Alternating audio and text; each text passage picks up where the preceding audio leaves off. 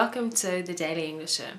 The video I recommend today is a guy talking about his opinion about the anti-China protests that have been going on around the world, such as in London when people disrupted the Olympic torch relay. As I'm sure you know, people are protesting against China's human rights record and in particular China's relationship with Tibet. For example, this is from CNN. The US House Speaker says President Bush should consider boycotting the opening ceremony of the Olympic Games in Beijing this summer to protest China's human rights record. Anyway, I thought his video was good. It was really good to hear someone calmly express their opinion. At one point he said, "Nothing's really black and white," which I definitely agree with. Black and white adjective of a situation or debate involving clearly defined opposing principles or issues. So the issue is complicated. It's not like a Hollywood movie where there are good guys and bad guys and an obvious solution which will bring about a wonderful happy ending. I think this is a good video to study today for practice listening to a normal person expressing their opinion about an issue as opposed to a politician or a journalist talking about it. Kia ora, in Stick News today, the UK Privy Council has approved changes to the governing body of an island which operates the last remaining feudal system in Europe. Sark is a small island near England with a population of about 600. Wikipedia says Sark was the last European territory to abolish what some called classic feudalism. In 2007, the feudal system began to be dismantled to comply with the European Convention on Human Rights. Yesterday, the Privy Council approved the Sark law reforms, and the first elections under the new law will be held in December 2008. And that was Stick News for Thursday, the 10th of April. Kia ora.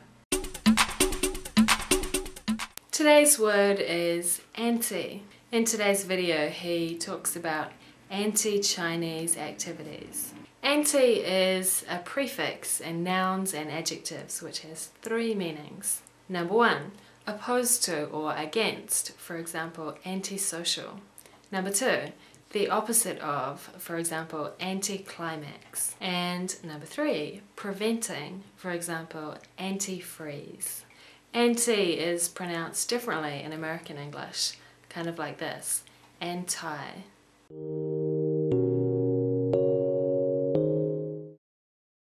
But human rights are more important than sport. So you think politics and entertainment should be kept separate? Yeah, that was great. But what he said was right. Who cares about the Oscars? I don't think people should disrupt the Olympics. Yeah, they are, but there are people suffering all the time somewhere in the world, and of course we should do what we can to try and stop that, but it doesn't mean we should also stop celebrating stuff.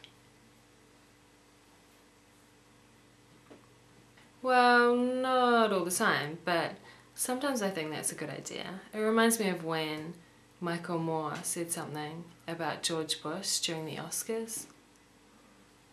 I don't know. Yeah, for sure, but he was kind of disrespecting the ceremony, I thought. Well, maybe you don't, but some people do. A chemical that is added to the water in the radiator of cars and other vehicles to stop it from freezing. A. Antibacterial, B. Anti-clockwise, C. Antidepressant, D. Antifreeze, E. Antihero. Antifreeze. A central character in a story, film or drama who lacks conventional heroic attributes. Antihero. A drug used to treat depression. antidepressant. In the opposite direction to the way in which the hands of a clock move round. Anti-clockwise. Active against bacteria. Antibacterial. And that was the Daily English Show. See you tomorrow. Bye.